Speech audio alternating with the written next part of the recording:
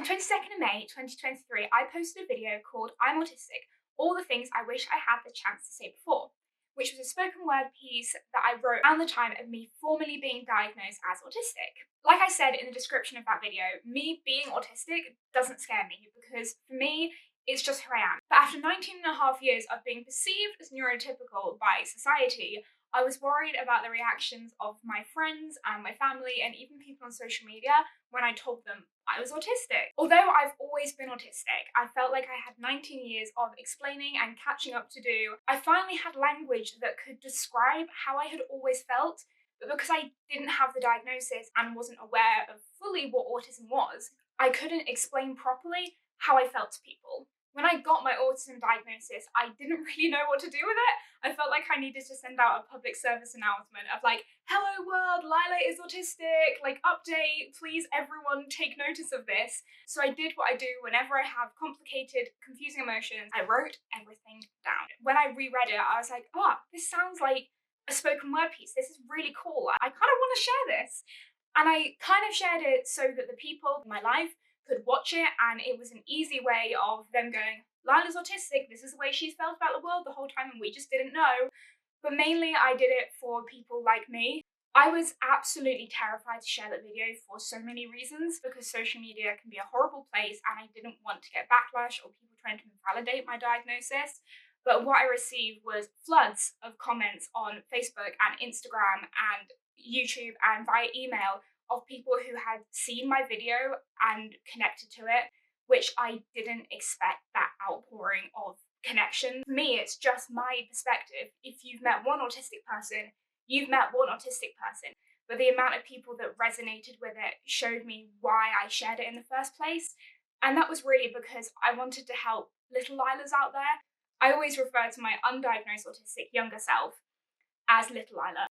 And the reason that I was actually able to share this video was because I could just imagine this little Lila sat out there in the world who was scared and lonely and felt like she didn't fit in, and I was just praying and hoping that that video would reach her. Now, looking back like nearly a year later, really proud that I did share it. Which brings us to now, which is a year since I've been formally diagnosed as autistic and just under a year since I shared that original video. And I wanted to make kind of a follow-up video about 10 things I've learned in the last year. Now, I don't think these things are relevant to a formal diagnosis, but they are things that when I sat down and thought, what are the lessons I've really learned in the last year, were the first things that came to mind. And the reason that I say a year is because today, the 30th of April, marks a year since I had my ADOS assessment, which is one of the assessments that we have here in the UK to diagnose autism. That day and that assessment was quite a pivotal moment for me. Quick side note, if you want a video on my assessment diagnostic journey, I would love to make one, because I didn't go through the traditional going to a GP route, because I was already under a neurologist and it was a whole thing. When I was going through the process, it was really useful hearing other people's perspectives of how it's gone. So if that's something you'd be interested in me making, then let me know down below and I will get onto that. Let's get back onto the video, which is 10 things I have learned in the last year since being formally diagnosed as autistic.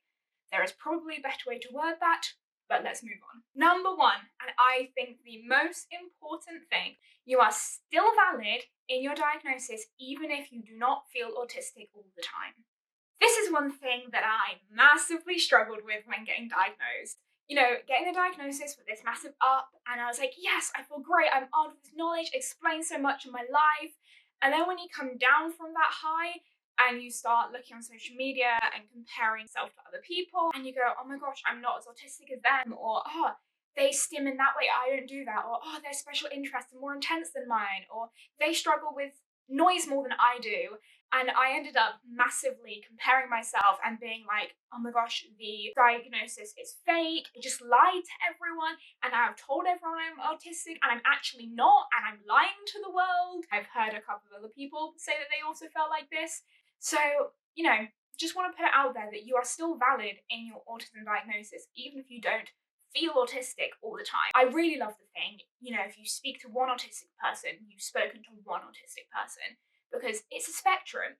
I like the little pie chart analogy better with all the little quadrants. We're all made up of different bits of autism, and it comes together to create our own little autistic pie, and every single person is their own different autistic pie. I don't know why I'm using the pie analogy now, but that's kind of what I've come to think of it as, is every autistic person is different, just like every human is different. Getting this diagnosis doesn't actually change who I am innately. Being autistic to me just feels like being Lila. I think I was expecting to like suddenly overnight feel autistic, and I just realized that's not going to happen because I've always been autistic. So feeling autistic to me is just feeling like my normal self, and that is completely fine, and it doesn't mean your diagnosis isn't valid. Number two, which is quite similar to number one, but a little bit different, is that your story and your diagnostic journey is different to everyone else's. Reason that I say this is because when I was diagnosed, I really struggled with comparing myself to other people who were in a crisis or in a burnout at the point of diagnosis. And quite often when you get diagnosed with autism as a older person, older being not a child because I'm only 20, you reach a crisis point, and that's why you go for the diagnosis, because you've struggled for such a long time. You reach a crisis point, you reach a breaking point, and you're like, I need to figure out what the heck is wrong with me. I can't live like this anymore. And I did have that moment, but I had that moment in 2021, and I wasn't diagnosed till 2023. And by the point I had got my diagnosis, I wasn't in crisis anymore. I was significantly better than what I was in 2021. I almost felt really guilty that I wasn't in crisis at the point of my diagnosis. There is this real thing that in order to get a diagnosis, you have to be in crisis point or in burnout to get anyone to listen to you. Why can't happy autistic people get a diagnosis? But I did feel really bad and almost like my journey wasn't valid. I wasn't in that burnout stage.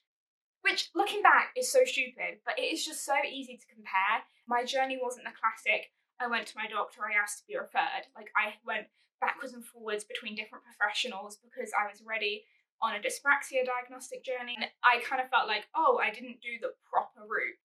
Also, I think this speaks to self-diagnoses. Some people can't access a formal medical diagnosis for whatever reason, and that doesn't make their journey less valid than anyone else. I think that's really important. Not comparing your journey to other people's, whether that was a formal diagnosis, self-diagnosis, whatever that looks like for you, no comparison. Number three is find your community, which is so important, as you will see when I get to point number four. But find your community, find your people. The first thing I did, joined Facebook groups. Autistic Girls Network on Facebook, highly recommend. You can anonymously post questions and people answer, and I have anonymously, that's really hard to say, posted on there several times, and the response has been so helpful. Even if you just want to read what other people are saying, it is really helpful. Another thing I did is follow people on Instagram, TikTok, YouTube, whatever social media you use. My favorite channel is someone called Meg. She runs a channel called I'm Autistic What Now? And I'm also on her Patreon, where she has a Discord called the Antisocial Club, which is just a really good place to talk to other autistic neurodiverse human beings and just learn from them and realize that there is such a range in what neurodiversity looks like. Other people that I like to follow, I will link all of these in the description, are Paige Liao on YouTube and Instagram, and I'm pretty sure she's on TikTok. Chloe Hayden, her book, Different Not Less, also incredible. Ellie Mids, she has written a book, which I will also link down below. Neurodivergent Lou on Instagram, The Autistic Chef on Instagram. There is, an endless list of people. Go find some really good content creators out there who you can just listen to. Just for me, surrounding yourself with positive neurodiverse voices that are informative, uplifting, but also raw about the hard side of being autistic or neurodiverse was so important and really made me feel like I wasn't alone in this, because it is easy to feel alone and it is easy to feel like you're the only one. But the more you surround yourself with people who are like you and neurodiverse, the more you realise you all have this thing that you fundamentally understand about each other. As well, building those relationships in person is, if you can do that, if you can find support groups in person, that's great. And then when things that I will mention in point number four happen, you have people you can go to when you're in crisis and you need support, and they will get it unconditionally no matter what. And this is why finding your community is important, because lesson number four is there will be people who do not understand you and do not want to understand you and will try and invalidate and belittle you for being autistic. And this is a horrible lesson to have learned, but it is definitely one I've learned. On my video that I posted a year ago, I had this quite vile comment. It was someone who was autistic, and obviously they had a lot of hurt, but the comment was vile and basically telling me that it was my mother's fault, that she was abusive, she was psychotic, that if I had a child, I would end up hurting them. Just a very, very horrible comment. And I was like, great, this is really not nice because now I want children one day, and now I don't feel too great about having kids because what if I mess them up? And that took time to work through. But also people that I've met in public or at church or in just general places that when you say I'm autistic and they greet you with like the did you know that autism is actually a sign that you have sinned? If you prayed about that, you would be freed from the shackles of autism, which that is just like the actually no, I am created this way. This is my brain. This is who I am. It's not a gift, but there are bits about autism that are gifts because I see the world differently and I think the world needs people who see the world differently. So that's a bit of a weird thing. But there are people out there who just don't want to understand or think that it's wrong or think that it's a trend or think that everyone's a little autistic. I don't want to say they're bad people because they're not bad people. It's just not been educated people, which is fine. But these things can hurt you. Even small little comments can hurt you, and this stuff will happen over your whole life. It might be an employee who doesn't give you an accommodation because they don't believe you need it. Or it might be an airline who say, no, you don't need special assistance, you're fine, you look normal, you go this way. And actually, you really do need that. There will be people that don't understand and don't want to understand. You cannot expect everyone to understand, which is frustrating. But having people who, when those horrible comments happen, you can go to them and be like, this thing's happened, and they understand. And they're like, I'm here for you, I have your back. So that's kind of bringing number 3 and 4 together. Because there will be horrible people, but that's where you have your community to help pick you up after those horrible things. However, I'm going to turn number 4 on its head because the flip side of it, which is lesson number 5, is there will be some people in your life that want to understand and learn about your autism. For me, these people were my friends and family in my life who were really close to me that wanted to learn and understand about it and wanted to take the time to talk to me about it and ask how they could help me. I think it was kind of helped because I often joke that I was the gateway diagnosis to my extended family and friends realizing that they too were either autistic, had ADHD, or are neurodiverse. And it very much seems like, especially with my friends and my boyfriend, that we've like all collected together as a neurodiverse little bubble. And we're now all realizing, maybe the reason that we all get on so well and all feel different from everyone else is because we're all neurodiverse. But still, they wanted to take the time to listen to me. I understand that for a lot of people, that might not be their friends and family, but that could be people online. There will be people out there who want to take the time to validate you and understand you. It also might be people that you don't expect. There's one memory that really sticks out to me that actually only happened like 2 months ago, which I work every so often at a bar and it can be quite noisy. And there was a band in and it was a really noisy evening. And the person I was on shift with, who like I don't really talk to, I've never messaged me before and said, hi, just a heads up, I know you struggle with noise. You might want to bring some earphones or something because it's really noisy here.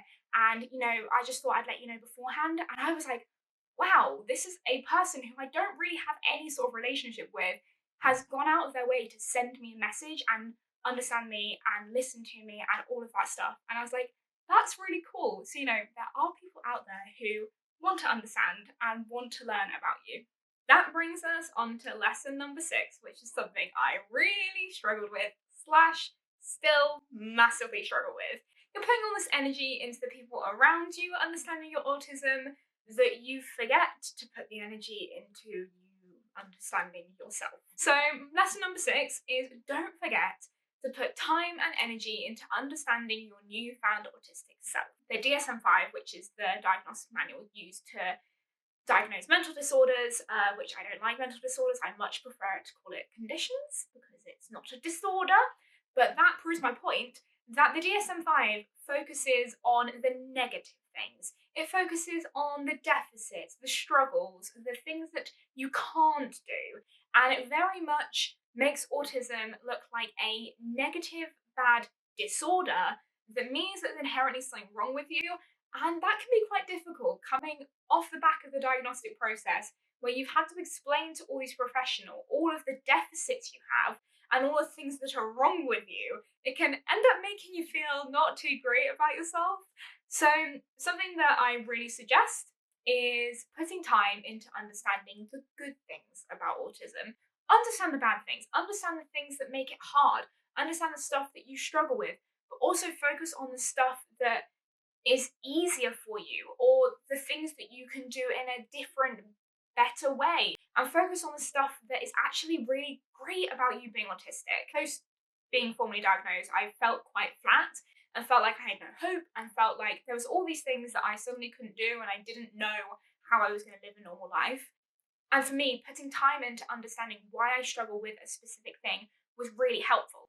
Is it the sensory element? Is it there's change? What element of this thing is it that I struggle with? Because in that way, I can better accommodate myself, try and find things that are actually positive, because it is so easy to just focus on the negatives, especially as that's what the professionals like to tell us. Number 7, which I think I've heard people talk about the most, is people saying or you finding yourself to be more autistic after being diagnosed. When people tell me this and they go, Lila, you seem more autistic, I'm like, yeah, that's because I'm aware of it. And when you're aware of something, it gives you permission to act your autistic self and unmask. It's like if you see a blue Fiat 500, like a baby blue Fiat 500, you then start seeing baby blue Fiat 500s everywhere because you're now aware baby blue Fiat 500s exist in the world. It's the same with autism. Once you're aware of your autism, you start seeing your autistic traits in all areas of life because you're now aware of it and you have a greater self awareness. You have less of a tolerance to mask it and hide it because you know how bad masking is for you. You know, I can understand the comment, but it is really, really, really difficult when you're trying to unmask and trying to find your autistic self, and then you have people be like, you seem more autistic. And the way that people say it is like, it's a bad thing. And I'm like, actually, that's a really good thing that I'm seem more autistic because it means I'm not exerting all of this mental energy on masking and I'm actually being my true authentic self around you. But it is tiring when you suddenly feel incapable and you suddenly feel like you are struggling with things that you didn't struggle with before, or you can't do things that you could once do before, and it can be really debilitating and it can feel really awful. And you can lead a perfectly happy life while being autistic and not being able to do things and making accommodations for yourself. Making accommodations for yourself and not being able to do things because you're autistic and being happy do not come hand in hand, in my opinion. Once you're aware of the fact that you have autism or ADHD, you do struggle more with things, and that is really difficult, but that's not inherently a bad thing. And I don't have a summary point for that, but they're my thoughts. Do with that what you will. And that kind of leads us on to number 8, which is you are not to blame, which is really difficult and something I massively struggled with my whole life. Growing up, I thought that I was the issue. I thought that I was too stubborn. I was a picky eater. I was no fun. It's my fault. I'm inflexible. There must be something wrong with me. I'm inherently a bad person because, the people around me either find me hard to be around or find me difficult. You're a difficult child, or, oh, you're just a bit fussy, or, oh, Lila's a bit sensitive.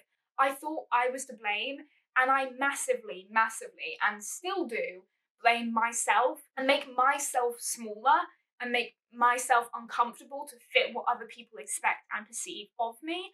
And something that my autism diagnosis did, which is the main reason I wanted to get it, is it took the blame off me and gave me a reason to not hate myself and hate just the way my brain was, which is really important and has probably been the most freeing thing of getting the diagnosis, was going through this process of realizing that I am not to blame for any of this. I am not to blame for the way that I am. It is just the way that I am.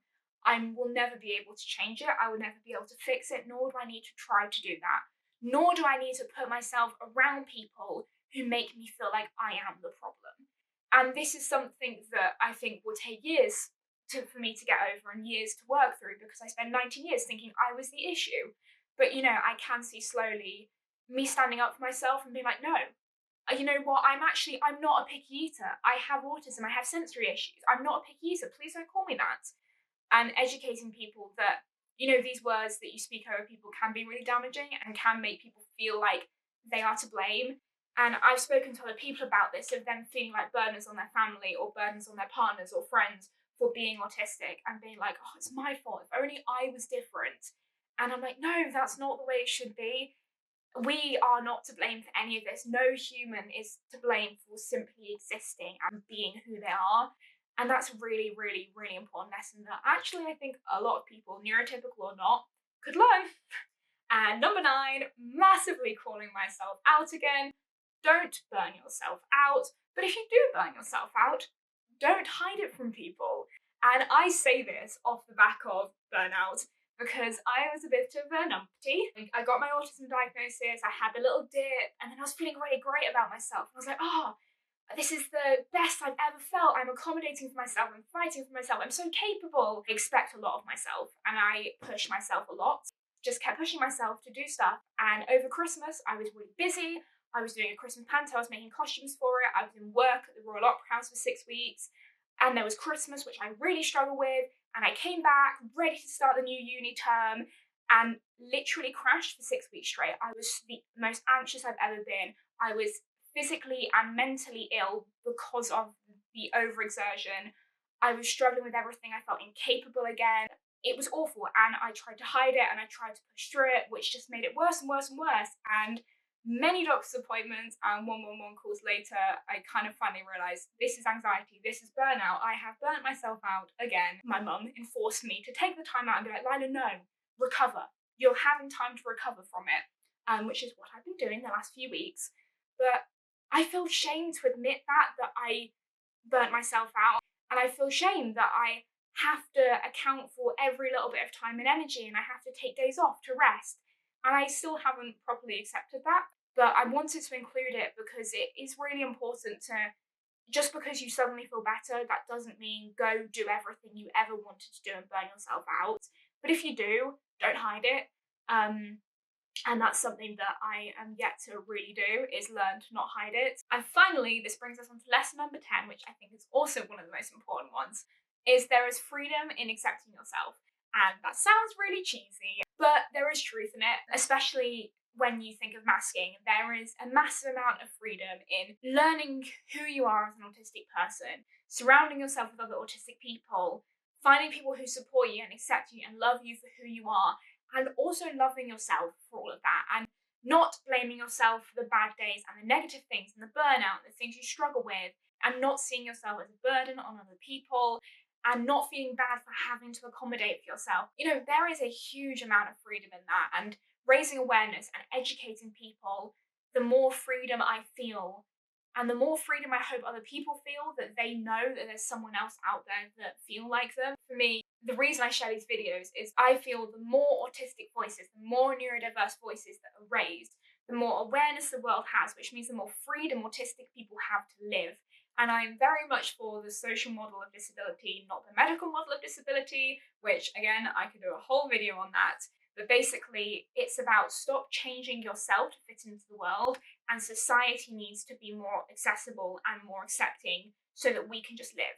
Autistic people inherently shouldn't have to change themselves to fit into society. Society, hopefully one day, will just be accepting and will just let us live and not question us for our existence. So there, all of my lessons that I've learned in the last year of being formally diagnosed as autistic. I'm going to wrap the video up here because my poor lovely mother has been walking around the beach where we're staying for an hour and a half in the cold while I've been filming this, because I said I didn't want her in the room when I was filming it, because it's a very small chalet and you can hear everything. Thank you so much for supporting me and my channel. Really appreciate every single person who subscribed, because this is a bit of a mismatch of sewing and dance and autism, and I want to be making more videos about autism.